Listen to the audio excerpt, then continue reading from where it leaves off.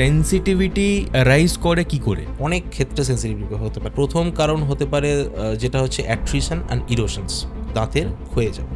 Second হচ্ছে cavity যখনই হবে, যখন আমাদের দাঁতের ক্যাভিটিটা স্টার্ট হয় ছোট থাকে, যখন আমরা ইগনোর করি, এটা আস্তে আস্তে আস্তে আস্তে বাড়তে থাকে। যত ক্যাভিটিটা বাড়তে থাকে এটা পাল্পের দিকে যায়। আর 3 হতে পারে গাম ইস্যু, মানে গাম লুজেনিং, যেটা হচ্ছে আস্তে আস্তে গামটা নিচের দিকে চলে যেতে থাকে, প্রপার ক্লিন না হলে পরে এই 3টে কি 4টে কারণ থাকতে পারে। আর এখন তুমি দেখবে প্রত্যেকটা টিভিতে, রেডিওতে আমার দাঁতে এ ছিল, শিরশিরানি ছিল, আমি এইটা খেয়েছি, এটা করেছি, ওইটা ইউজ করেছি, তারপরে আমি একদম ভালো আছি।